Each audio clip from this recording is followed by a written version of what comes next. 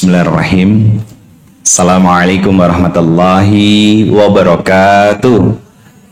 Subhanallah wa bihamdi, subhanallahil azim. Adada khalqihi wa ridha nafsihi wa zinata arshihi wa midada kalimatihi. Ashhadu an la ilaha illallah wa ashhadu anna Muhammad. Allahumma shalli ala Sayyidina Muhammad. Assalamu alayka ya Rasulullahi sallallahu alaihi wasallam wa ala alihi wa ashabihi wa man tabi'ahum bi ihsani ila yaumiddin. Rabbi a'udzubika min hamazati syayatin wa a'udzubika rabbi ayahdurun. Subhanaka la ilma lana illa ma 'allamtana innaka antal alimul hakim. Shadaqallahul azim wa shadaqa Rasulullahi sallallahu alaihi wasallam. Alhamdulillah, puji syukur kehadirat Allah Subhanahu wa taala. Allah izinkan pagi hari ini kita kumpul lagi Bunda di masjid, di tempat yang insya Allah penuh dengan keberkahan dari Allah Subhanahu wa taala, sebagai salah satu ikhtiar kita untuk terus taat dan patuh kepada Allah Subhanahu wa taala dan Rasulnya Muhammad sallallahu alaihi wasallam. Dan hari ini insya Allah kita ngebahas ke internal lagi antara kita dengan pasangan kita, atau mungkin ini jadi pelajaran buat para bunda semuanya yang masih single. Ada yang masih single, Bunda? Gak ada kan ya? Ya, semoga ini bisa jadi bekal untuk kita terus memperbaiki hubungan kita dengan pasangan. Karena kalau ngomongin tentang amarah ya Bun, itu bukan cuman kita kok yang sering sebel sama pasangan kita. Aisyah sendiri itu kalau lagi marah sama Rasulullah itu tata katanya beda. Jadi kalau Rasulullah Sallallahu Alaihi Wasallam itu lagi disayang-sayangnya sama Aisyah, Aisyah itu manggil Rasulullah dengan sebutan ya Rasulullah. Tapi kalau misalkan atau kalimat yang lain, demi Tuhanmu ya Rasulullah. Tapi kalau lagi sebel, lagi marah, Aisyah itu manggil Rasulullah Sallallahu Alaihi Wasallam itu dengan sebutan atau bersumpah itu dengan istilah demi Tuhannya Ibrahim. Nah, hebatnya Rasulullah itu peka, Bu. Walaupun sebenarnya ya mohon maaf ya, kalau kita lihat story dari Rasulullah Sallallahu Alaihi Wasallam hidup dulu, Rasulullah itu kan dari kecil ayahnya sudah tidak ada, betul kan? Ibunya juga sudah meninggal ketika usianya masih kecil. Pertanyaan saya, pengasuhan hidup Rasulullah Sallallahu Alaihi Wasallam ideal nggak? Sebetulnya kalau dilihat dari kacamata sekarang nggak ideal. Tapi kenapa Rasulullah Sallallahu Alaihi Wasallam menjadi begitu orang yang penuh dengan kasih sayang, sama istri-istrinya mencintainya luar biasa, tapi tidak lebih dari cintanya kepada Allah. Ya kan? Bahkan setiap pagi Rasulullah itu punya aktivitas yang sangat luar biasa, Bunda. Setelah sholat subuh, duduk sampai waktu syuruk, selesai keliling tuh ke rumah istri-istrinya. Apa yang ditanyain? Gimana kabarnya? Gimana kabar imannya? Ada makanan apa hari ini? Kemudian ada cerita apa? Nabi tuh keliling ngedengerin cerita dari istri-istrinya. Itu saking dewasanya Nabi dan cerdasnya Nabi SAW. Nah, sampai akhirnya rumah yang terakhir yang didatangi Nabi adalah rumah malam itu Nabi akan tinggal di situ. Artinya walaupun istri-istri Nabi itu lebih dari satu secara keseluruhan, akhirnya mereka merasa dicintai oleh Nabi dengan cinta yang sama. Nggak kayak zaman sekarang yang susu lumputan, Bunda. Iya kan? Saya dapat cerita kemarin banget ya. Kemarin saya ngisi 2 hari kan. Sebenarnya satu waktu doang. Ada acara couple class gitu. Jadi suami istri di daerah Lembang. Salah satu pesertanya pas lagi sarapan pagi itu duduk di depan saya cerita. Apa yang terjadi? Jadi istrinya itu dapat beasiswa S3 doktoral ke Inggris selama 4 tahun. Anak-anak dibawa tuh. Suaminya di mana? Tinggal di Indonesia. Yang kebetulan beliau adalah pegawai dari sebuah perbankan di Jakarta dengan posisi yang cukup tinggi, Bunda. Nah, masya Allahnya begitu ditinggal jauh, ya suaminya nikah siri. Suaminya nikah siri. Itu kalau nggak salah kejadiannya katanya sejak tahun 2015 apa 2016 gitu. Tahu nikahnya sama siapa? Sekretarisnya. Yang mukanya itu tidak lebih cantik daripada istrinya. Ya, itu emang rata-rata pelakor begitu, Bunda. Tidak lebih cantik daripada istrinya. Kenapa? Kenapa istrinya terlihat lebih cantik walaupun sederhana? Inner. Ya, kecantikan dari hatinya, ketaatan dia, pelayanan dia selama ini, khidmatnya sama suaminya.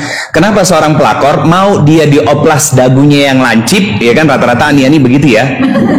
Kan tarik sini tarik sana kan gitu, jadinya dagunya lancip ya gitu, hidungnya juga ya begitu gitu kan. Terus alisnya kayak alis Angry Bird tapi ditekuk sedikit gitu. Iya bener kan, bentuknya begitu, rata-rata kan begitu ya. Itu walaupun sudah dengan biaya mahal untuk perawatan, tapi tidak ada innernya sama sekali. Kenapa? Karena dia jatuh pada kemaksiatan dan dosa, dan itu menggelapkan hati. Kalau hatinya sudah gelap, maka yang tampak di wajahnya itu pun akan gelap. Walaupun dia cantik, ya, walaupun dia terlihat cantik. Nah, singkat cerita Bunda, 2017 itu kata beliau, kata si ibu istri ini, menikah mereka sudah 26 tahun loh. Insya Allah ya. Nah, tapi hebatnya istrinya begini. Saya paham Ustadz, dan saya mengaminkan apa yang Ustadz sampaikan tadi ba'da subuh, bahwa ketika seorang suami selingkuh itu ada andil saya sebagai seorang istri. Kenapa? Saya meninggalkan suami saya 4 tahun. Walaupun setiap 6 bulan sekali suami saya datang ke Inggris untuk menjenguk saya dan anak-anak. Bunda pernah di zamannya Umar bin Khattab. Umar itu belusukan Bunda ke gang-gang gitu kan. Satu malam Umar itu mendengar seorang istri dia bersenandung. Apa senandungnya? Aduhai, kalau bukan karena rasa takut dan cintaku kepada Allah, maka ranjang ini sudah akan berdecit dan berbunyi. Paham maksudnya? Kenapa? Karena suaminya tidak sedang berada di tempat dia. Kemana? Ke perbatasan. Berjihad Bunda untuk menjaga perbatasan. Akhirnya apa? Umar datang ke rumah putrinya. Siapa putrinya Umar bin Khattab? Hafsah. Nanya ke Hafsah, wahai putriku, sebetulnya perempuan itu paling lama menahan syahwatnya itu berapa lama? Berapa bulan? Apa kata dia? Kata Hafsah, kurang lebih ayah, untuk laki-laki itu bisa paling maksimal sekitar 3 bulan. Sedangkan perempuan bisa sampai 5 dan 6 bulan. Akhirnya apa yang dilakukan oleh Umar bin Khattab? Umar merolling ya tugas laki-laki yang menjaga perbatasan itu per 3 bulan sekali. Kenapa? Untuk menjaga hak dari seorang istri. Makanya sebelum saya lanjut cerita tadi Bunda, Islam nggak melarang LDM, long distance marriage, berjauhan. Islam tidak melarang seorang istri itu bekerja dan berkarir, nggak melarang sama sekali. Tapi Islam hanya menjaga fitrah-fitrah dari kalian semuanya. Siapa kita, laki-laki dan perempuan, bahwa kita punya kebutuhan syahwat. Nah itu disebut fitrah Bunda. Nah Islam menjaga fitrah itu agar tetap hidup dan terjaga, agar tidak terjadinya kemaksiatan lewat jalan perselingkuhan yang mengakibatkan sebuah perzinahan. Dengan cara apa? Allah minta kita kalau bisa ikut sebagai seorang istri kepada suami, ikut, temenin. Nah, saya pernah ngisi di salah satu masjid di daerah BSD Bunda. Waktu itu di Masjid Al-Azhar BSD, saya ngomong begini, dan pembahasan itu pernah saya bahas di sini. Apa? Jangan bangga jadi wanita yang mandiri. Kenapa saya melarang untuk berbangga menjadi wanita mandiri yang kemana-mana nyetir motor sendiri, nyetir mobil sendiri? Walaupun saya tahu ya Bunda belajar motor dan kemana-mana nyetir motor sendiri karena keterpaksaan keadaan. Ya, saya tahu. Tapi itu sebetulnya keluar dari fitrah, keluar dari sunatullahnya Bunda, dari sesuatu yang seharusnya dijaga. Kenapa? Karena wanita yang mandiri itu dia gampang lelah, gampang capek, dan bahayanya gampang stres. Iya kan? Punten, yang kemana-mana bawa mobil sendiri, sedangkan suaminya juga bekerja dengan mobilnya sendiri. Apakah mereka orang yang bahagia walaupun berkecukupan? Tidak. Jadi standar kebahagiaan itu bukanlah kecukupan, tapi ketenangan, Bunda. Masuk ke materi tentang marah, ya. Kita buka dulu Quran surat 15. Pertama, Quran surat 15 Al-Hijr ayat 28 sampai 29. Dua ayat ini membicarakan tentang komposisi penciptaan manusia. Tentang komposisi penciptaan manusia. Manusia terdiri dari apa aja? Satu, badan. Makanya sebutannya bashar, ya. Yang kedua ada ruh. Yang ketiga ada akal. Laki-laki perempuan punya akal. Akal itu bukan di sini. Kalau di sini itu logika, ya. Jadi ini otak gunanya untuk melogis, berpikir yang didorong dari hatinya kita. Nah, di dalam hati itulah ada proses filter untuk mana yang baik dan mana yang buruk. Nah, dari tiga komponen ini itu sangat dipengaruhi oleh Quran surat ke-91 ayat ke-1 sampai ayat ke-7. Surat Asy-Syam. Apa yang mempengaruhinya? Nafs. Atau bahasa Indonesianya adalah jiwa. Nafs ini cenderungnya ada pada dua. Apa saja? Fa'alhamaha fujuraha wa taqwaha. Jalan fujur dan jalan takwa. Nah, nafs atau jiwa inilah yang menentukan, ya, kematangan dalam berpikir, ya kan, akalnya. Kemudian apakah ruhnya ini bahagia atau tidak. Kalau dia bahagia, maka nanti dia akan menggerakkan badan atau tubuhnya pada hal-hal yang baik. Tapi kalau nafsnya ini bermasalah, ya, gangguan kejiwaan atau bahasa sederhananya disebut ODGJ gitu, ya. Nah, orang-orang ODGJ itu walaupun pakai jilbab, pernah lihat orang ODGJ pakai jilbab? Diri sendiri kan? Kalau lagi uring-uringan kan? Kalau lagi tantrum kan? Itu ODGJ. Tong ambek. Itu fakta, Bunda. Jiwanya sedang bermasalah, terguncang, terganggu. Maka ketika seseorang jiwanya terganggu, apa yang terjadi? Bisa mikir tuh? Enggak. Boro-boro. Kalau sudah nggak bisa mikir, berarti saya tanya, ruhnya bahagia tidak?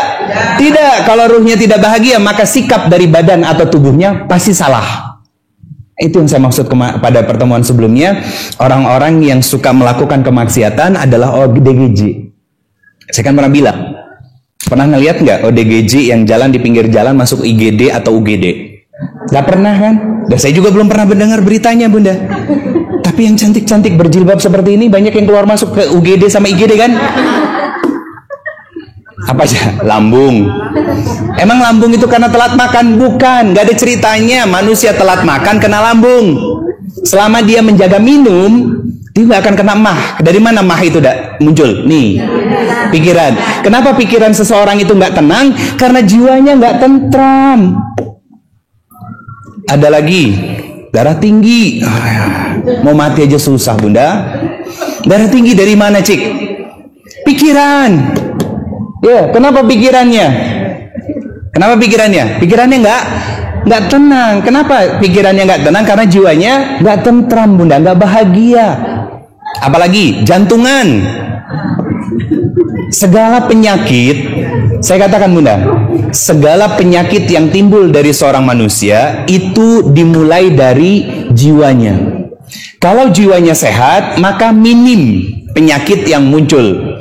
Tapi kalau jiwanya nggak tenang, maka segala penyakit akan berkumpul. Baru tahu sekarang? Coba lihat pembahasan dari Ustadz Zaidul Akbar. Ngomongin tentang apa coba? Jiwa. Iya kan? Ngomongin tentang jiwa. Punten. Pernah dengar nama Ustadz Muhammad Faizar? Belum. Praktisi ruqyah nasional yang biasa di Trans. Ya. Lihat, yang disucikan, yang dibersihkan itu apanya? Nafsnya. Jadi beliau meruqyah itu pakai psikologi Islam, pakai ilmu tazkiyatun nafs. psikologi Islam itu disebut tazkiyatun nafs. Nah, di tracking sama beliau, nggak semuanya Bunda, orang yang, mohon maaf ya, orang yang sering uring-uringan, mau di rumah mau sama orang lain gitu kan, mau di tempat yang sepi ataupun tempat yang rame, dia nggak bisa menjaga emosinya, emang dikira ketempelan jin? Enggak. Jin bisa ngambek sama kita Bunda, di demo kita, apa-apa salahnya jin, apa-apa salahnya jin. Itu masalahnya karena jiwanya nggak tenang. Orang yang overthinking, gampang suzon, terus kemudian gampang baperan. Dari mana berawalnya? Dari pikirannya yang nggak bisa dikontrol, dan juga jiwanya nggak tenang. Nah, ini yang harus kita perbaiki Bunda. Bagaimana cara agar kita bisa mengontrol amarah kita, emosi kita kepada pasangan, kepada anak-anak kita dalam kehidupan berumah tangga. Apakah itu kondisinya sedang baik-baik saja atau tidak baik-baik saja? Ya, nanti saya sampaikan beberapa ayat tambahannya dan metodenya, dan saya juga akan sampaikan di bagian akhir nanti. Boleh kita marah tapi dengan syarat dan ketentuan. Apa dan bagaimana nanti di bagian akhir saya sampaikan. Ya, oke, ini sudah paham ya? Ya. Sekarang bisa paham. Nanti kalau udah sampai rumah lu aneh. Yang kedua, Quran surat kedua ayat 152 sampai 158. Jangankan Bunda, istri saya juga sama kok Bunda. Sayangnya. Tapi kalau saya senang Bunda kalau istri saya ngambek Bunda. Kenapa? Saya dapat peluang pahala. Kalau dia udah ngambek, gampang kok, tinggal ajak keluar rumah jajan, seneng dia. Iya yang. Iya, buat saya pahala Bunda. Jadi saya ambil simpelnya. Kita buka Quran surat kedua Al-Baqarah ayat 152 sampai 158. Ini ada sekitar 6 poin yang mau saya sampaikan. Yang pertama, apa yang Allah sampaikan?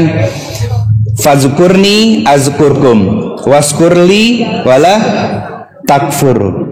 Apa kata Allah? Pertama, ingatlah kepadaku ya, dan janganlah aku akan ingat kepada kalian. Ini satu.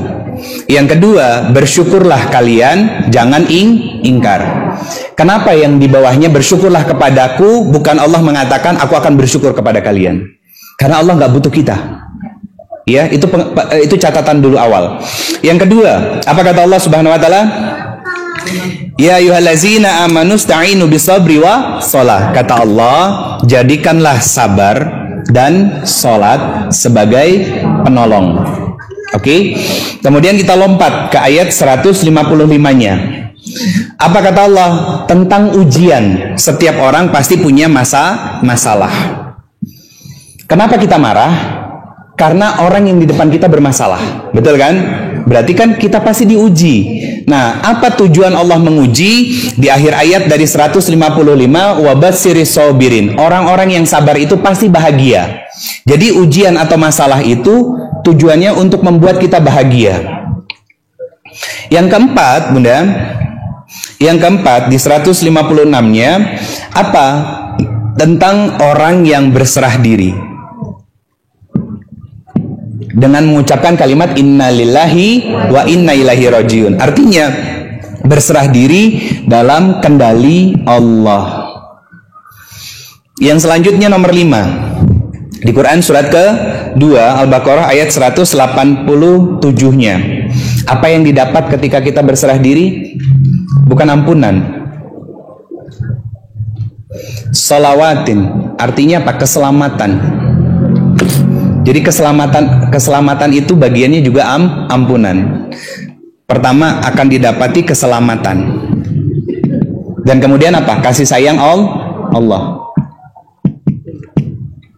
Dan kasih sayang Allah.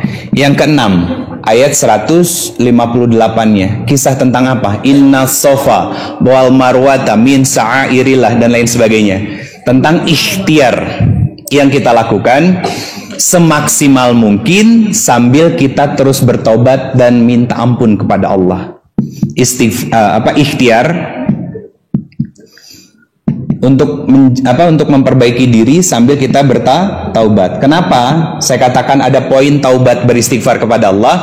Yang pernah umrah Bunda, ada lampu kuning, lampu hijau di tengah-tengah, ya kan? Itu kan Robbik fir, warham, wa'fu, watakarrom, dan lain sebagainya. Itu kan minta ampun kepada Allah. Berarti ada ikhtiar yang dilakukan oleh seorang wanita yang sangat luar biasa, ditinggal sama suaminya di lahan yang tandus, tidak ada kehidupan sama sekali, hanya dirinya dengan putranya saja. Ketika putranya menangis ingin meminum sebuah minuman, ya kan? Masya Allah, ibunya bolak-balik 7 kali, ya kan? Ibunya yang berikhtiar, tapi lihat, Allah berikan ketetapan air itu keluar dari kaki anak kecil ini. Apa pelajarannya Bunda? Sok sekarang belajar sungguh-sungguh, jadilah solehah kalau suaminya pengen soleh. Gak usah nuntut orang lain dulu Bunda, tapi tuntut diri kita dulu. Jadi wanita yang solihah. Ngaji di Siti Khadijah setiap minggu dengan guru-guru yang berbeda, diingatkan tentang kesabaran, diingatkan tentang tawakal, diingatkan tentang berserah dirinya, diingatkan tentang memperbaiki sholatnya, dan lain sebagainya. Sampai rumah amalkan. Tujuannya satu, biar Allah senang sama saya. Kalau Allah sudah senang sama saya, nggak mungkin kalau suami saya nggak dirubah jadi lebih baik lagi. Nggak mungkin kalau anak-anak saya nggak jadi soleh dan soleha. Itu harus jadi keyakinan Bunda. Jadi kita ngaji itu bukan untuk mendadak jadi ustazah di rumah. Bukan. Papa tahu nggak gitu. Suami itu harus begini, begitu. Tapi kitanya sendiri nggak melakukan apa yang menjadi haknya suami. Oh sudah Ustadz, tapi suami saya nggak kunjung berubah. Maka Bunda, kebaikan yang Bunda lakukan sebagai seorang istri kepada suami itu akan menjadi pahala dan kebaikan buat Bunda. Sedangkan kesalahan, kezoliman, dan kemaksiatan oleh seorang suami kepada istrinya itu akan menjadi dosa buat dirinya sendiri. Selesai. Karena nanti kita hisabnya masing-masing kok Bunda. Sesimpel itu loh sebetulnya hidup. Saya menikah, masuk tahun ke-14 sama istri saya. Tanyain sama istri saya pernah nuntut apa sama istri saya?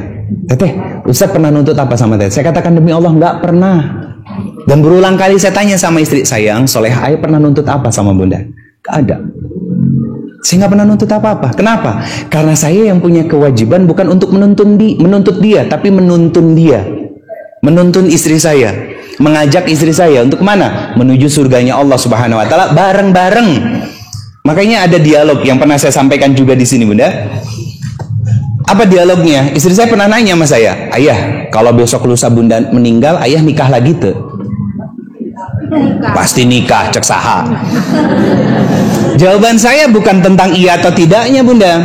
Kalau jawaban pertanyaan seperti itu harus pakai ilmu. Kenapa? Kalau saya jawab iya, dia akan marah. Oh, jadi ayah pengen Bunda cepat mati gitu.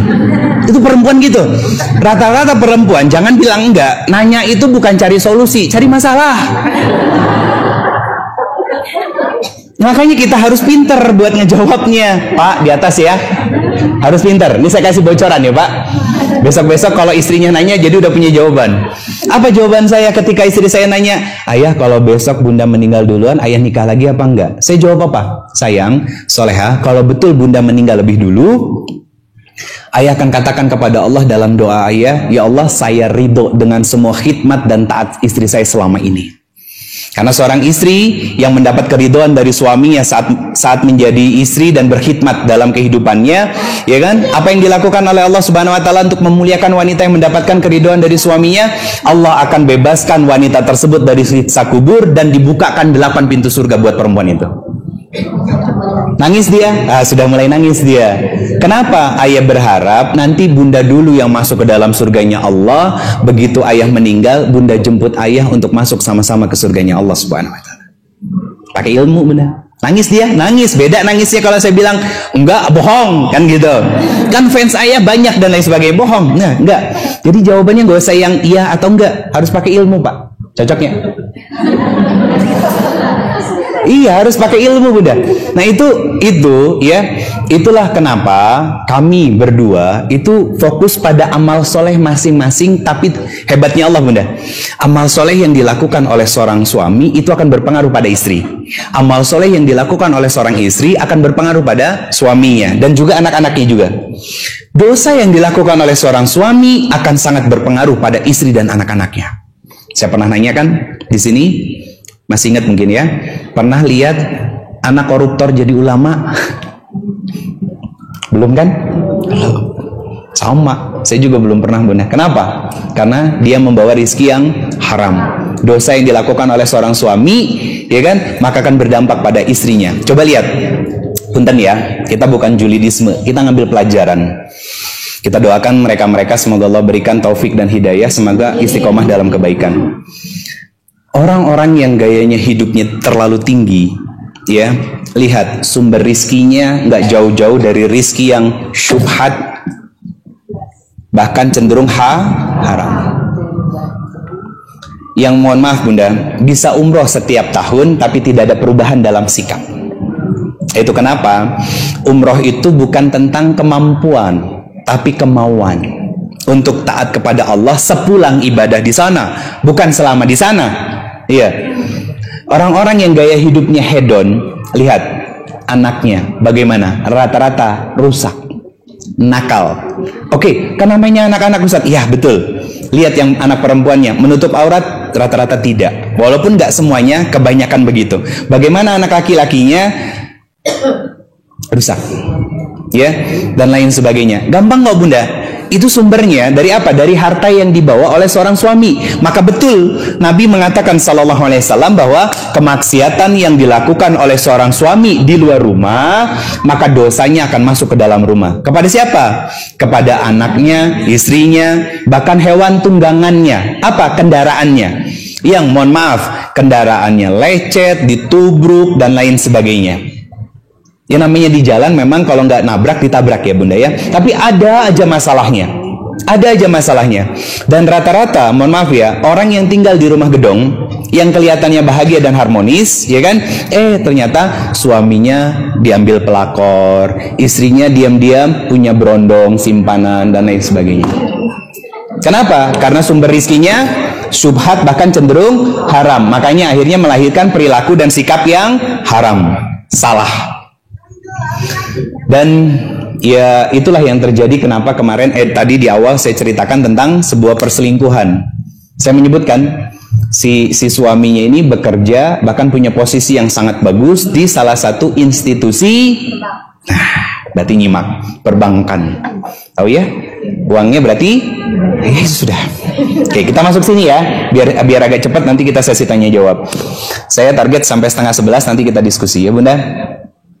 Oke, buka Qurannya yang di handphone, monggo silakan. Quran surat kedua, surat Al-Baqarah ayat 152 sampai 158. Pertama, kata Allah, Allah minta kita untuk mengingat Allah. Ya. Ingat Allah itu bukan astagfirullah, alhamdulillah Allah, bukan hanya itu, Bunda. Bukan hanya itu. Maksud Allah di sini karena ada kaitannya tentang syukur. Syukur itu berarti pada nikmat. Makanya Allah ngasih warning sama kita di Quran surat ke-14, surat Ibrahim, ya, ayatnya ayat ke-7. Quran surat ke-14 ayat ke-7. Apa kata Allah? La in syakartum lazidanakum. Kalau kalian bisa bersyukur, aku tambah nikmatnya. Kemudian apa? Peringatan dari Allah. Kalau kalian ingkar kepadaku, maka azabku sangat pedih. Makanya Allah melarang kita untuk ingkar. Di Quran surat ke-16 An-Nahl ayatnya 18. Apa kata Allah Subhanahu wa taala?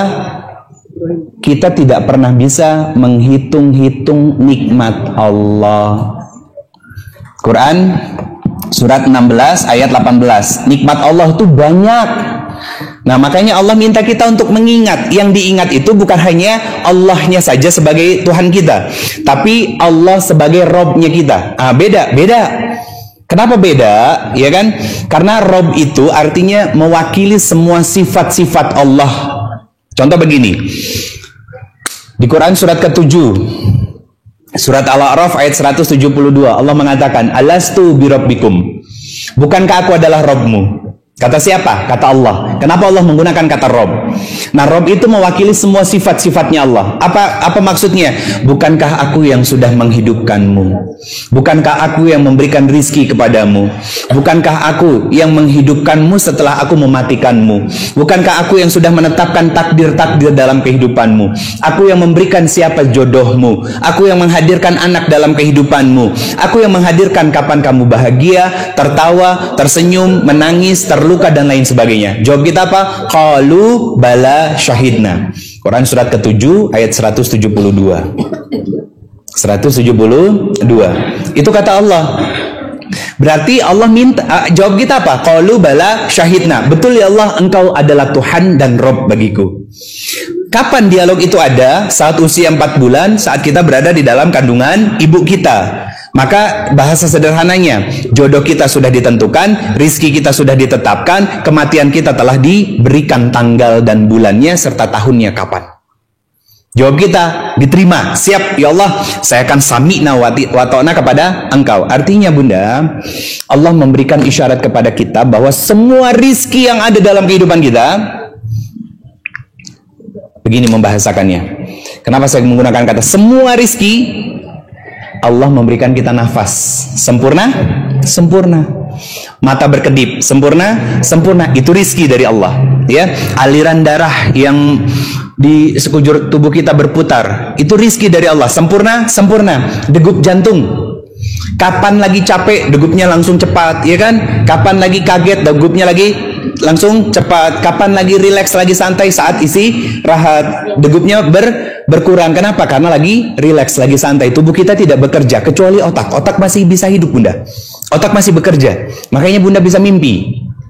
Ya, itu rezekinya siapa? Allah. Kata Allah, ingat itu semuanya sebagai kebaikan-kebaikan dari aku. Tiba-tiba bunda mau marah sama anak. Ya, mungkin karena prestasinya kurang, dinasehatin nggak dengar dan lain sebagainya.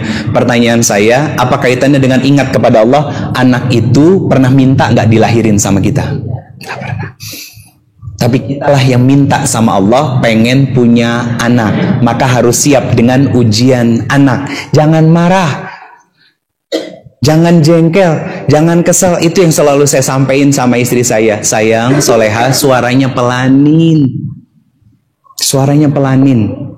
Ke siapa? Ke putri kami, gitu. Makanya putri kami kalau belajar di mata pelajaran tertentu nggak mau sama bundanya. Kenapa? Bundanya gemesan orangnya gitu. Sama kan? Sama ya, sama perempuan. Gitu. Sama suka ngegas. Kenapa? Karena punya ekspektasi sama anak. Ih, masa begitu aja nggak bisa? Aimane gitu kan? Bisa gitu. Kalau kamu disuruh ngerjain begitu bisa tuh, gitu kan gitu. Makanya saya bilang sama istri saya, soleha, saya yang suaranya pelanin. Karena kita bukan sedang mendikte atau memerintah seorang anak, tapi sedang mendidik anak. Anak kita itu harus dididik, bukan diternak. Tahu diternak?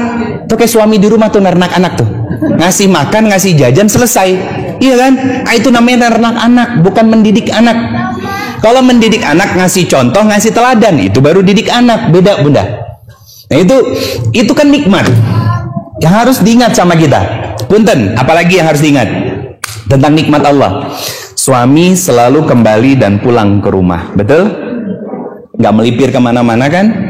Pulang kantor langsung rumah, pagi dari kantor berangkat dari rumah, ya kan? Gaji dikasih ke kita, bahkan ATM-nya dikasih ke kita. Uang juga sebagian besar saya serahkan sama istri. Saya cuma pegang seperlunya aja bunda. Seperlunya itu juga bukan buat saya. Kemana-mana ya jajan, ayah mana uangnya, ayah mana dompetnya, udah saya kasihin, dipakai lagi. Jadi tujuannya untuk apa? Menjaga qawamah saya sebagai seorang laki-laki agar tidak apa-apa istri. Saya harus pegang uang gitu. Apalagi kalau saya interaksinya keluar juga. Takutnya apa ya? Bensin dan lain sebagainya. Nah, suami selalu pulang ke rumah, ngasih nafkah, dia sehat, tidur di ranjang yang sama-sama kita. Bukankah itu nikmat yang harus kita ingat? Ya kan? Daripada rasa jengkel dan keselnya kita sama mereka, bunda.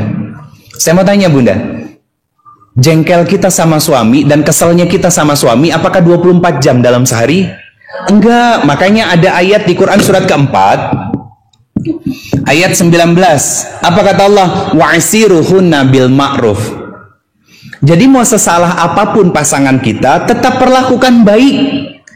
Tapi jengkel Ustadz, iya saya tahu. Lawan rasa jengkelnya itu dengan tetap berperilaku baik kepada pasangan kita. Kenapa? Karena berperilaku baik kepada pasangan dalam kondisi yang tidak baik, itu perintah Allah. Berarti ada pahala di dalamnya. Itu namanya jihad. Makanya pernah saya sampaikan dulu di sini Bunda. Apa jihadnya seorang istri? Selalu tersenyum di hadapan suami apapun kondisi dan keadaannya. Susah kan? Jihad namanya. Apalagi suami lagi nyebelin, lagi ngejengkelin, lagi ngeselin dan lain sebagainya. Disitulah Bunda, peran Bunda sebagai seorang istri yang sudah ngaji, kudu bisa ngontrol jiwanya. Iya, makanya udah ngaji kan di sini, banyak guru, banyak ilmu gitu. Kalau nggak bisa ngontrol jiwanya, masih kene-kene, ambak-ambakan, tantrum, ya kan? Kemudian suka ngomel-ngomel nggak jelas dan lain sebagainya, berarti jiwanya sedang sakit, mentalnya sedang sakit. Ode, ngaku, kedah ngaku ibu. Saya Ustadz, jadi coba buka kitab Tazkiyatun Nafs itu, ini urutannya. Ini urutannya. Jadi apa yang tampil di luar, sikap, ucapan, perilaku, itu menggambarkan apa yang di dalam. Kalau yang keluarnya baik, maka di dalam berkualitas dan baik. Apa yang keluarnya buruk, maka yang di dalamnya rusak dan buruk. Itu Bunda, itu fakta. Jadi kata Allah, banyak ingat, banyak bersyukur, jangan banyak ngeluh. Tapi Ustaz, suami saya nyebelin. Allah langsung jawab, perlakukan dia tetap dengan cara yang baik. Wa asiruhu nabil ma'ruf. Apa lanjutan ayatnya? Begini Bunda, saya kalau ngelihat ayat ini, itu kayak ngelihat Allah lagi ngomong sama saya sendiri. Jadi Allah tuh kayak lagi ngomong begini, Ridho, kalau istri kamu berbuat salah, maka percayalah, itu hanya sebagian kecil saja dari keburukan yang aku munculkan di balik semua karunia dan nikmat yang aku berikan lewat pasanganmu, lewat istrimu. Maka tetap perlakukan istrimu dengan cara yang baik, dengan kesabaran, dengan kelapangan hati, dan lain sebagainya. Bukan berarti kita nggak boleh marah, bukan Bunda.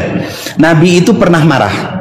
Dan bahkan marahnya Nabi Shallallahu Alaihi Wasallam itu di beberapa ayat diabadikan.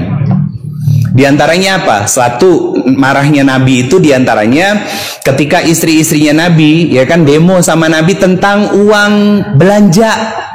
Coba, demo tentang uang belanja. Apa kata Nabi Shallallahu Alaihi Wasallam? Bukan berarti nggak boleh minta uang belanja, bukan. Maksudnya gini. Dari apa yang mau saya sampaikan ini, diukur sesuai dengan kemampuan suami.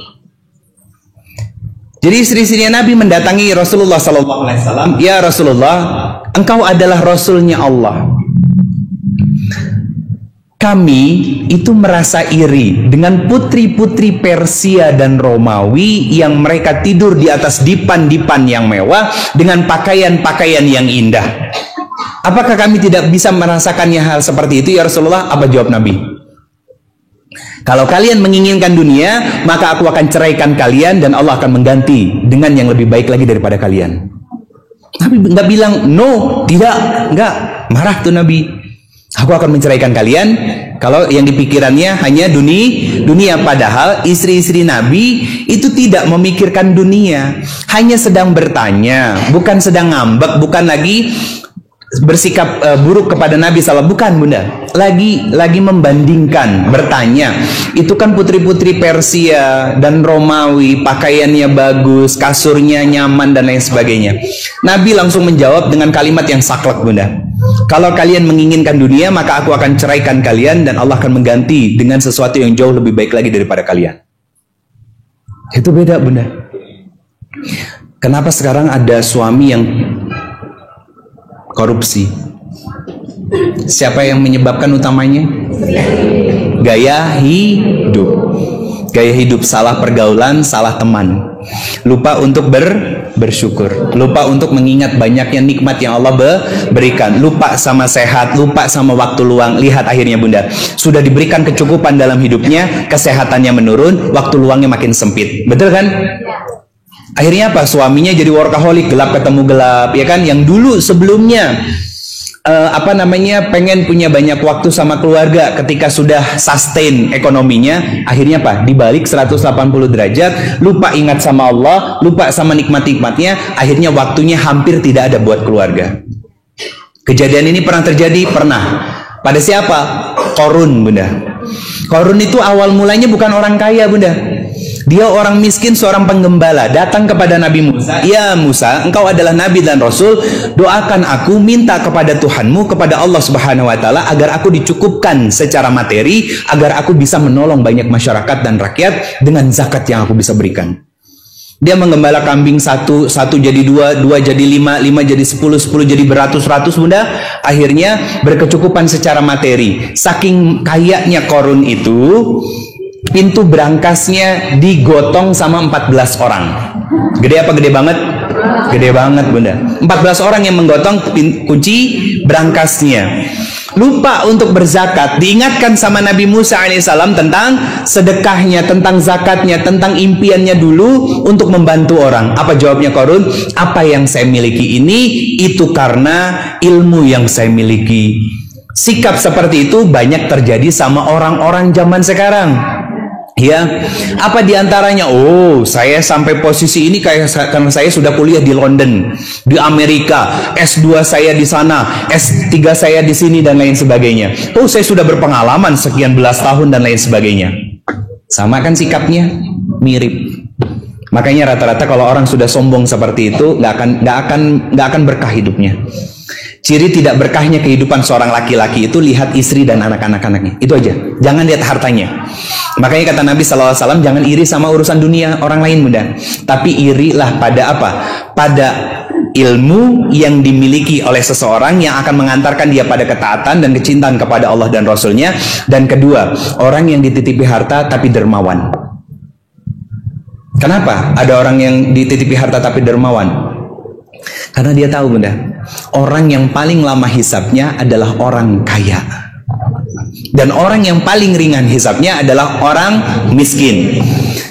Tapi bukan berarti kita harus miskin. Zuhud itu bukan berarti miskin hidup ngegembel baju sobek-sobek compang-camping, bukan. Zuhud itu artinya kita tidak merasa butuh dengan dunia, tapi dunia yang mengejar-ngejarnya dia. Jadi kita mengingat-ingat nikmat Allah, Bunda, untuk memunculkan rasa syukur kita kepada Allah. Artinya, simpelnya, ingat nikmat Allah yang banyak, tujuannya agar kita bisa selalu berhusnu. Lanjut di 153-nya. Begini, Bunda, kenapa Allah katakan tentang kata sabar dan sholat? Karena diantara kita nggak ada yang nggak diuji sama Allah, ya. Pasti punya masalah, pasti punya ujiannya masing-masing, dan setiap kita itu berpindah dari satu masalah ke masalah yang lainnya. Itu kita, Bunda. Jadi selesai satu masalah akan berpindah ke masalah yang lainnya. Kenapa begitu? Saya pernah sampaikan sumber-sumber masalah dalam kehidupan kita. Yang pertama diri sendiri, yang kedua pasangan, yang ketiga anak-anak, yang keempat orang tua, yang kelima lingkungan. Nah, lingkungan ini lebih luas, kerabat, teman, ya. Kemudian keluarga di sini berarti kakak atau adik atau ipar dan lain sebagainya, ya Bunda. Nah, ini akan bergantian. Hari ini suami nyebelin, besok anak yang ngeselin. Nah, itu selalu diulang sama Allah. Kata Allah, wasta'inu bisabri wassalah, sabar-sabar dulu. Ingat bahwa ujian yang aku berikan itu hanya sedikit saja dari banyak yang nikmat yang aku berikan. Sehingga ketika kamu mampu mengingat seperti itu, kamu akan mampu sabar sehingga kamu mampu untuk sujud kepadaku. Tetap sholat. Kenapa kita bisa menikmati sholat, Bunda, ketika diuji sama Allah? Dan itu hanya sedikit orang, nggak banyak orang yang bisa tetap menikmati sholatnya. Karena dia bisa melihat pada jendela kebaikan-kebaikan Allah dibandingin membuka jendela keburukan-keburukan yang dia rasakan. Dia sadar bahwa baik buruk yang terjadi dalam hidup dia itu maunya Allah, bukan maunya saya. Sama halnya seperti anak-anak kita yang sekarang lahir, itu kan kita yang minta sama Allah, ya kan? Tapi mereka tidak pernah memilih akan dilahirkan dari rahim siapa. Maka kita harus siap. Sama sekarang yang jadi suami kita, bukan kita yang minta dulu sama Allah, ya Allah berikan saya suami yang soleh.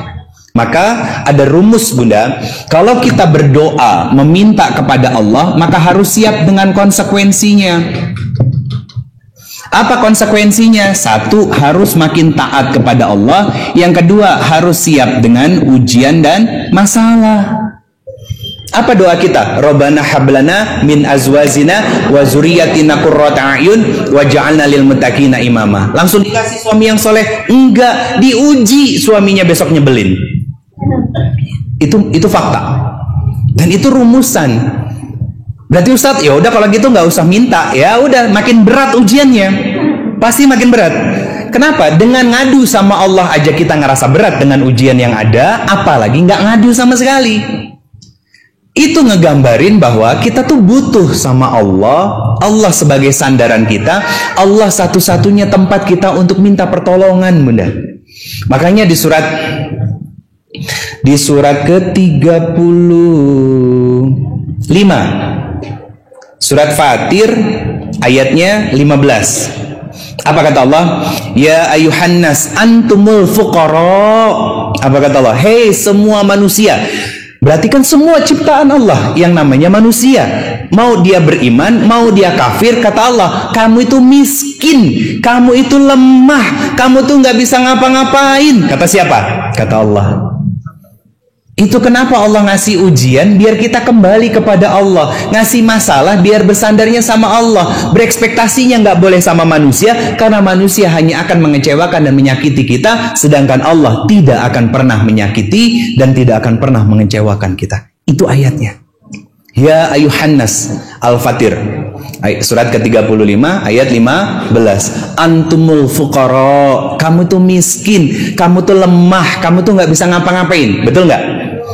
Kita cek, ada nggak diantara kita yang nggak ngedipin mata 5 menit?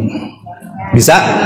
Bisa, ya, bisa. Tapi resikonya mata merah keluar. Kenapa mata merah? Iritasi. Kenapa? Karena mata saat mengedip itu dilumasi, ya kan? Diberikan pelumas. Bayangin 1 menit aja, nggak usah 5 menit, 1 menit kita melekin mata, ya kan? Itu akan mulai iritasi bunda, mulai kerasa kering mata kita, dan akhirnya apa? Keluar air mata. Pertanyaan saya, siapa yang merintahkan air mata itu keluar? Kita kah? Bukan, Allah. Untuk hal sepele begitu loh bunda. Coba lihat ke dalam diri kita lagi. Apa? Jantung. Siapa yang mengatur degup jantung ini? Allah. Coba bilang, jantung berhenti napa 1 menit aja, unfold. Kita aja nggak bisa bunda ngatur diri kita sendiri. Ini sok-sokan pengen ngatur hidup. Betul gak? Stres. Iya beneran. Ya Allah, kenapa suami saya begini-begini terus, ya kan? Maunya Allah, nggak usah dipikirin. Makanya kata Imam Syekh Ibnu Athaillah As-Sakandari, kata beliau dalam kitab Al-Hikam, kitab yang sering dikaji sama guru kita Agim, juga salah satu kitab yang jadi pondasi materi-materinya dari Ustadz Sony Abikim, ya. Kata Syekh Ibnu Athaillah, beliau mengatakan begini: hentikan dirimu dari mengatur apa-apa yang menjadi pengaturan Allah agar tidak lelah hidupmu. Suami nggak bisa berubah, suami ngeselin, suami ngejengkelin, bukan urusan kita, itu urusan Allah. Urusan kita tuh hanya hablum minallah bunda. Perbaiki hubungan kita sama Allah, dan berkualitasnya hubungan kita dengan Allah itu tergambar dari sikap kita yang tetap baik kepada suami kita walaupun menjengkelkan. Susah, jihad itu namanya. Ada pahala di dalamnya. Nggak stres bunda, nggak stres. Makanya apa tadi saya katakan, kebahagiaan itu bukan kecukupan, bukan kekayaan, bukan materi. Kebahagiaan itu lahir dari ketenangan yang Allah berikan dalam jiwa-jiwa kita dalam menjalani kehidupan yang sebentar ini. Akhirnya apa? Ketika ada masalah, dia bisa sabar dan dia cari Allah lewat sholat-sholatnya. Bahkan saking ngerasa butuhnya sama Allah, dia nggak hanya mengerjakan yang sholat 5 waktu, ditambah yang sunnah-sunnahnya, sholat malamnya, duhanya, ya kan? Dia hatamkan Qur'annya. Kenapa? Karena dia pengen dapet cinta dari Allah. Kalau Allah sudah cinta bunda, apa yang nggak kita minta dikasih, yang minta pasti dikasih. Itu Allah. Nah akhirnya apa? Dia sadar bahwa setiap hidup pasti ada ujiannya. Tapi dia sadar bahwa ujian yang Allah berikan untuk membuat dia bahagia. Wabasyiri sabirin. Bahagia bukan karena suaminya yang membahagiakan. Bahagia bukan karena anak-anak yang membahagiakan. Bahagia bukan karena sikap baik dari orang-orang di sekitarnya. Bukan. Dia merasa bahagia karena mampu untuk dekat dengan Allah lewat sujud-sujudnya dia kepada Allah. Karena Allah yang mampu membahagiakan kita bunda. Allah nggak akan pernah menyakiti kita. Itulah disebut sikap lapang dada kita dalam penerimaan setiap takdir Allah. Dia tadinya mau marah, nggak jadi marah. Nah nanti di sesi akhir saya sampaikan kita boleh marah dalam hal apapun ya. Kita boleh marah tapi jangan melakukan hal-hal yang ini. Nah kemudian akhirnya apa? Berserah diri. Saya hampir nggak bisa baca tulisan saya. Berserah diri kepada Allah. Dengan kalimat apa? Qalu inna lillahi wa inna ilaihi rajiun. Orang yang berserah diri itu adalah orang yang bahagia. Ya udah ya Allah, terserah Allah aja deh. Karena apa? Karena selama ini saya pernah ngatur-ngatur kehidupan saya dan saya selalu salah dan gagal serta saya kecewa. Maka hari ini, saat ini saya akan tunduk pada setiap pengaturan-pengaturan yang Engkau aturkan ya Allah. Saya hanya akan tunduk patuh kepada Engkau. Saya hanya akan memperbaiki hubungan aku dengan Engkau dan saya akan tetap berkhidmat dan baik serta taat kepada suamiku. Itu berserah diri. Inna lillahi wa inna ilaihi rajiun. Aku tuh berasal dari Engkau ya Allah, maka aku akan tunduk patuh pada kendalimu. Karena aku nggak bisa mengendalikan. Jangankan kehidupanku, aku mengendalikan diriku sendiri pun aku nggak bisa. Kata siapa? Kata orang yang berserah diri kepada Allah dan sudah merasa bahagia lewat sujud dan taatnya kepada Allah selama ini. Bunda, punten, kalau kita belum bisa berserah diri pada kendalinya Allah, masih ya kayak tadi yang saya ceritakan ya, salah satu DM di Instagram itu artinya dia belum bahagia dalam hidupnya, masih memikirkan sesuatu yang tidak harusnya dia pikirkan, masih mengatur sesuatu yang tidak seharusnya dia atur. Ya temannya bilang, semenjak ujian itu ada, teman saya ini rajin tahajud Ustadz. Tapi ya begitu, pola kehidupan rumah tangganya masih sama. Apakah ada yang salah Ustaz? Berarti kan dia beramal soleh dengan sebuah tuntutan. Apa tuntutannya? Agar diperbaiki. Salah. Kalau mau taat sama Allah, taatlah sebagai seorang hamba, bukan untuk diperbaiki. Kenapa? Kalau tujuan kita taat kepada Allah karena ingin diperbaiki hidupnya, maka akan memikirkan hasil. Makanya saya tidak sepakat dengan kalimat tentang usaha itu tidak pernah mengkhianati hasil. Coba lihat, yang ikhtiarnya Hajar, yang dapat hasilnya Ismail. Cacat kan kata-kata itu? Buat orang Islam nggak ada begitu bunda. Itu kata-kata dari para orang Barat sekuler, gitu. Mereka yang bekerja keras, memeras orang lain, kaya mereka. Orang-orang sekuler itu begitu, ya. Nah kalau kita enggak. Kita berikhtiar selebihnya. Jangan pikirkan hasil, karena hasil itu haknya Allah. Tawakal namanya itu.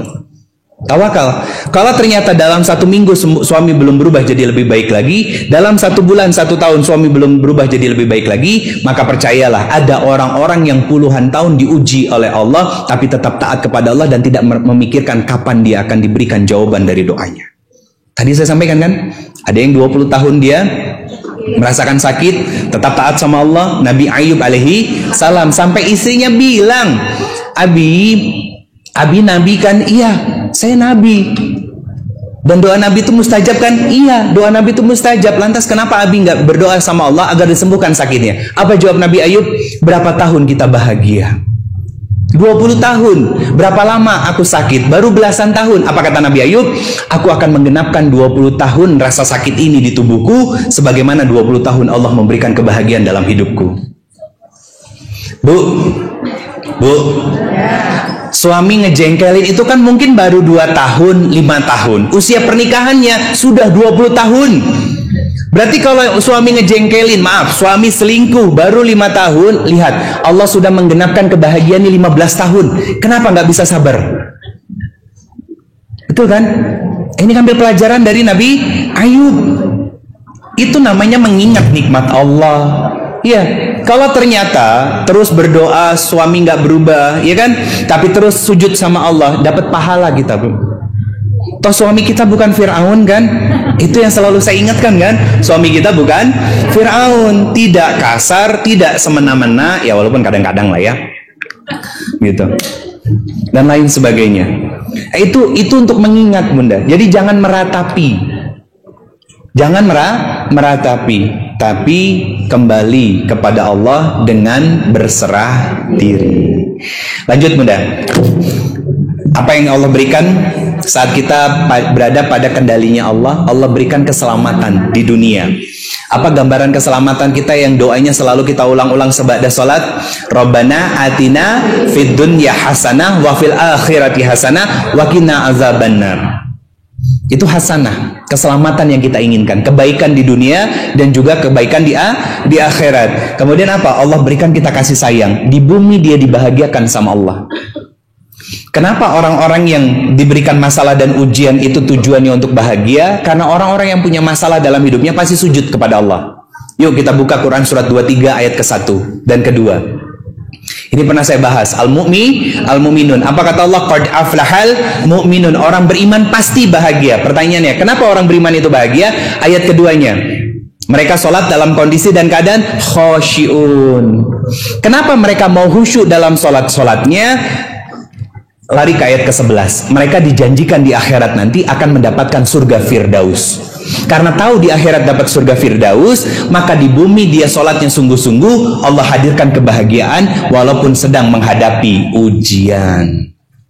Allah itu benar. Satu sama lain saling keterkaitan. Jadi ngebaca ayat-ayat Quran itu, makanya saya pernah ngasih wasiatkan, Bu, kalau baca Quran usahakan yang ada terjemahnya. Kenapa? Pegang stabilo, ya, pegang stabilo. Ngapain? Distabiloin tuh terjemahannya. Oh ini tentang ini, oh ini tentang ini. Habis itu apa? Pakai sticky note. Tahu sticky note yang bisa ditempel itu? Kasih tulisan, ini ayat tentang takwa, ini ayat tentang hiburan saat ada masalah, ini solusi ketika Allah berikan ujian, ini perintah yang Allah inginkan, ini yang saya harus lakukan ketika diperlakukan buruk oleh orang lain, ini rumus agar anak-anak jadi solih dan solihah, ini rumus agar punya menantu yang solih atau solihah, ini proses yang harus dilakukan ketika anak-anak sudah mulai jatuh cinta dan lain sebagainya. Pernah bikin begitu? Saya tahu. Ya. Dan semua ini terangkum dalam satu ayat, Bunda. Di Quran surat Quran surat kedua ayat 158. Inna safa wal marwata min sa'airillah. Sa'i. Apa arti sa'i? Berjalan, berlari-lari, bolak-balik, naon deui sok ngarang semuanya. Bunda, sa'i itu kesungguhan dalam melakukan, itu sa'i. Iya, emang aktivitasnya lari-lari ya. Tapi bukan itu artinya. Sa'i itu artinya kesungguhan dalam melakukan sesuatu. Apa? Dalam ikhtiarnya dia sungguh-sungguh, hajar, bolak-balik, safa marwah, marwah safa, terus Bunda. Dia bolak-balik, ya kan? Ketika dia di safa ngelihat di marwah seperti ada genangan air, lari dia sambil beristighfar ikhtiarnya, sambil terus bertaubat. Artinya apa? Bunda, kalau pengen anak-anaknya soleh dan soleha, teruslah berikhtiar menjadi solehah lebih dulu sambil terus bertaubat. Ya Allah, anak saya seperti ini, bisa jadi ada andilnya saya sebagai seorang ibu yang belum bisa menjadi teladan bagi mereka. Atau pengen suaminya jadi soleh, atau seorang suami pengen istrinya jadi soleha, berikhtiar dulu, belajar ilmu agama, beramal dengan kesungguhan hati, berdoa dengan sepenuh jiwa, dan terus beristighfar dan bertobat kepada Allah Subhanahu wa Ta'ala dalam setiap prosesnya. Jangan nyalahin orang, jangan nyalahin anak, jangan nyalahin suami, jangan nyalahin istri, tapi salahkan diri sendiri dulu agar kita bisa tahu bahwa ada andil kita sebagai seorang pasangan kepada pasangan kita saat dia melakukan kesalahan. Saya kalau lagi salah, saya minta maaf sama istri saya. Apa jawaban istri saya, Bunda? Ayah, nggak salah sepenuhnya sama ayah. Bisa jadi Bunda lupa magerin ayah. Istri saya. Jadi akhirnya kita sadar diri bunda. Nah ini rumah tangga saling menjaga, saling merawat, saling memastikan kita berada pada kebaikan-kebaikan yang Allah ridhoi. Tujuannya apa? Bahagianya bukan hanya di dunia, tapi juga sampai ke surganya Allah Subhanahu wa Ta'ala. Jadi bunda, kalau kita nggak bisa bersabar, ketahuan kan nafsnya atau jiwanya bermasalah. Ya. Kalau kita mudah untuk berkeluh kesah, ya kan, tantrum, ngomel-ngomel, nggak jelas, caci maki orang, berarti tergambar kan bahwa nafsnya bermasalah. Kalau sudah nafsnya bermasalah, maka akalnya tidak akan sehat, pasti ngawur, ya, nggak akan mature, nggak akan dewasa bunda, kayak anak-anak jadinya. Akhirnya apa? Ruhnya tidak bahagia, pasti badannya akan bersikap dan berbuat semena-mena. Oke, seperti janji saya. Boleh nggak sih kita marah? Boleh marah, boleh jengkel, boleh kesel, ya. Seperti apa? Oke, poin pertama bunda. Poin pertama, sebentar, saya buka catatan yang dulu. Marah itu boleh, asalkan yang pertama boleh marah, kesel, jengkel, atau kita bahkan bertengkar sekalipun sama pasangan kita, asal yang pertama tidak merendahkan pasangan kita. Itu yang pertama. Jangan pakai kalimat begini, jadi suami itu kok nggak ngerti-ngerti sih. Nah, hati-hati, itu merendahkan suami kita. Atau yang lain, jadi orang bodoh banget. Ini istri yang dominan di rumah tuh kadang suka seperti itu, ngerasa mandiri, punya power, ya. Kemudian dia mungkin juga punya karir yang jauh lebih bagus, ya. Ini yang pernah dikatakan sama guru saya ke saya waktu itu, dan ini juga saya sampaikan kepada para jamaah. Ketika seorang suami kehilangan sisi qawwamahnya, sisi kepemimpinannya di dalam rumah, maka akan melahirkan Fir'aun wanita di dalam rumah yang semena-mena. Bahaya bunda. Apalagi contoh yang lainnya, kalimatnya, halah, tobat, minta maaf, besok juga keulang lagi. Hati-hati, nggak boleh. Ya, kita boleh marah, tapi nggak boleh merendahkan pasangan kita. Tetap tahan diri kita. Kenapa? Karena kita kan sudah ngaji, sudah mendatangi banyak guru, sudah dapat banyak ilmu, harusnya kita punya kontrol jiwa yang baik. Yang kedua bunda, boleh marah, dan kalau perlu kasih jeda, kasih waktu, ya, kasih waktu gini. Tapi bilang, Abi, mama marah, dan mama jengkel sama Abi, mama nggak suka sama sikap Abi, mama minta waktu untuk berpikir dan menenangkan diri. Itu lebih bagus. Kenapa? Karena kalau seorang perempuan lagi marah, itu merepet kemana-mana. Tahan diri bunda, ya, tahan diri, dan jangan ngediemin suami. Juga seorang suami nggak boleh ngediemin seorang istri, istilahnya silent treatment, nggak boleh. Contohnya begini bunda, saat ada konflik atau pertengkaran, kita bisa saja lepas kendali, betul kan? Lepas kendali, lepas emosi. Maka dengan emosi, maka disinilah kita butuh ruang, butuh jeda untuk saling merefleksikan diri, introspeksi diri, muhasabah diri. Apa yang harus diingat? Ingat nikmat Allah lewat suami kita, lewat istri kita, lewat anak-anak kita. Ya, itu tujuannya untuk itu. Akhirnya apa? Mereda emosi kita karena melihat banyak kebaikannya. Susah ya bu ya. Udah kalau lagi jengkel, kesel, bahkan aib suami 10 tahun yang lalu kebaca. Tapi kebaikan suami yang kemarin lupa. Nggak boleh bunda. Kita udah ngaji, levelnya harus beda. Yang belum ngaji begitu wajar, makanya tempatnya di dalam neraka. Jadi kata Nabi SAW itu, perempuan menjadi penghuni neraka dan menjadi penghuni dengan jumlah terbanyak di dalam neraka, bukan mereka nggak sholat, bukan mereka nggak menutup aurat, bukan mereka nggak puasa, bukan mereka nggak ngaji, bukan. Mereka nggak bisa bersyukur sama suaminya. Contohnya apa? Suami melakukan 1000 kebaikan, tiba-tiba melakukan 1 dosa, yang diingat itu 1 dosanya dan melupakan 1000 kebaikannya. Itu yang sering kita lakukan benar. Dan kita nggak boleh. Kita sudah ngaji, maka levelnya level up, naik levelnya, meningkat. Berarti ada kontrol diri. Saya sudah gambarkan ini loh, unsur-unsur yang ada di dalam diri kita. Jadi kalau misalkan perilaku kita masih buruk, berarti ngajinya selama ini cuma ngelepas kewajiban. Kalau perilaku dan ucapan kita saat lagi marah itu masih buruk, berarti hati kita juga sedang sakit. Jadi harus diperbaiki.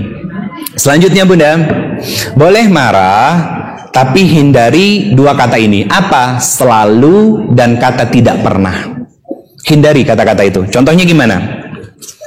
Kamu tuh ya sudah minta maaf, sudah bertobat, lagi-lagi salah dan ngulang masalah yang sama. Tuh, satu. Kata yang kedua, tidak pernah. Percuma aku cerita sama Abi. Kenapa? Karena Abi tidak pernah paham dengan apa yang Umi sampaikan. Atau Abi tidak pernah menghargai Umi. Itu nggak boleh Bunda. Ya, jadi kata selalu dan tidak pernah jangan dipakai. Selanjutnya, boleh marah setelah kasih jeda, ya, baru nanti ungkapkan apa yang kita tidak suka. Jangan dipendam, nggak boleh Bunda. Itu nggak bagus. Itu nanti jadi luka dan jadi emosi yang terpendam. Boleh diungkapkan, tapi emosinya sudah dikontrol sehingga tata dari kata-kata kita itu bagus dan baik, tidak menyakiti, tidak menzolimi suami kita. Tujuannya untuk apa? Biar kita bisa berdiskusi sehingga kita paham apa yang menjadi kemauan dari kita dan kemauan pasangan kita. Akhirnya ketemu titik yang sama. Akhirnya satu sama lain saling meminta maaf. Lanjut. Nomor 4 ya? Oh 5. Oke, 5. Boleh marah, tapi jangan membentak. Ya, jangan membentak. Naikin intonasi boleh nggak? Boleh. Itu yang saya lakukan. Saya sama putri saya Bunda. Saya panggil dua wanita di rumah saya ini, istri dan putri saya itu dengan dua sebutan, Solihah dan Sayang. Ketika saya sudah dengan kata penekanan, contoh begini, Solehah, dia tahu saya lagi marah. Jadi nggak perlu dibentak Bunda. Nggak perlu dicaci maki, nggak perlu. Naikin aja intonasinya, Abi atau kakak, teteh. Itu dia tahu bahwa kita sedang marah. Nggak perlu dibentak. Cukup dinaikkan intonasinya aja. Dan mukanya nggak usah dikerung-kerungin, nggak usah, ya. Biasa aja mukanya. Iya, nggak usah diambek-ambekin. Ini ada beberapa poin lagi, setelah itu selesai. Satu lagi. Kalau lagi marah sama pasangan, boleh mencari pihak ketiga untuk menjadi penengahnya. Alhamdulillah lakulihal, udah ratusan pasang datang ke rumah Bunda, baik ke rumah ataupun kita ketemu di luar. Ngapain? Mereka curhat masalah rumah tangga. Dan saya selalu ngasih kriteria, ngasih syarat. Apa syaratnya? Nggak boleh datang sendiri, nggak boleh cuma seorang suami, nggak boleh cuma seorang istri, wajib datang berdua. Kenapa? Karena masalahnya berdua. Nah nanti istrinya cerita, suaminya cerita, dan ketika cerita nggak boleh disela, nggak boleh dipotong, harus sampai tuntas, harus sampai selesai. Baru nanti saya berikan masukan harus seperti apa dan bagaimana. Persis seperti kemarin Bunda. Kenapa? Karena saya harus adil Bunda untuk menyampaikan masukan. Kalau istrinya salah, saya akan katakan salah. Kalau suaminya salah, saya akan katakan salah. Nanti setelah itu bukan untuk salah-salahan, tapi memperbaiki apa yang salah dan menyempurnakan apa yang kurang. Sehingga kedepannya bisa jadi lebih baik lagi. Karena begini, di Quran surat keempat, surat An-Nisa ayat 34 dan 35, itu ada isyarat dari Allah bahwa kalau kita tidak bisa menyelesaikan masalah kita dengan pasangan, maka boleh kita mencari orang ketiga untuk menasehati berdua, untuk mendengar nasihatnya. Nah, pastikan orang yang menjadi penengah itu adalah seorang ustadz atau ustazah yang paham tentang konsep rumah tangga dalam Islam, paham tentang manajemen konflik, dan paham tentang psikologi Islam. Kenapa? Biar bisa membaca situasi dan kondisi. Karena kebanyakan orang yang bertanya kepada ustadz dan ustazah itu tidak pernah mengorek atau tracking ke zaman belakang. Ketika si suaminya atau si istrinya kecil. Karena seorang istri itu rata-rata nggak semuanya, punya rasa trauma. Dan seorang suami rata-rata punya hutang pengasuhan. Nah ini jadi masalah. Ya kan? Akhirnya apa? Istrinya pengen ke kiri, suaminya pengen ke kanan. Nggak ketemu akhirnya. Nah itu harus dipahami Bunda. Boleh kok marah Bunda. Nggak dilarang. Tapi marahnya harus dengan cara yang baik. Jangan sampai menyalahi atau merendahkan orang lain. Jadi siklus marah itu pun dari sini. Kenapa marah? Karena jiwanya panas, penuh kayaknya dada tuh. Nah itu nafs itu ada di dalam kolbu. Di mana letak kolbu itu? Di dalam sodrun. Di mana sodrun itu? Sini nih. Makanya kalau lagi sholat Allahu Akbar, tangannya di sini. Nah, kalau lagi istighfar Bunda, yang diusap dada apa jidat? Dada. Astagfirullahaladzim. Karena yang sering ditiup-tiupin, sering dihembusin itu adalah bagian dada. Disinilah jiwa kita. Makanya kadang suka jengkel, kesel itu yang gondok itu kan sini. Sesak itu di sini Bunda, dan lain sebagainya. Maka Bunda semua yang dirahmati Allah Subhanahu wa taala, ya, kita belajar untuk terus mengontrol jiwa kita lewat ibadah yang berkualitas agar kalaupun marahnya dengan cara yang baik, ya. Kalaupun kita jengkel, kalaupun kita kesel dengan pasangan kita, tetap dengan cara-cara yang baik agar nilai kita di hadapan Allah tidak mendapatkan rapot yang buruk. Karena kalau sudah sampai mencaci maki, menyakiti hati orang lain, nanti kita jadi orang yang muflis. Tahu muflis? Bangkrut. Tersakiti lewat ucapan dan perbuatan kita. Terus, tapi Ustadz sakit banget, iya. Tahu sakit itu kenapa? Karena kita berekspektasi kepada orang lain dan Allah Maha Pemurah, sehingga Allah sentil kita untuk merasakan sakit hati agar tidak lagi berharap kepada manusia. Wallahu a'lam bishawab. Itu yang bisa saya sampaikan pada pagi hari ini. Saya kembalikan ke moderator. Kalau ada yang ingin bertanya silakan. Jazakumullah khairan katsir. Hadanallahu wa iyyakum ajma'in. Allahu a'lam bishawab. Assalamualaikum warahmatullahi wabarakatuh.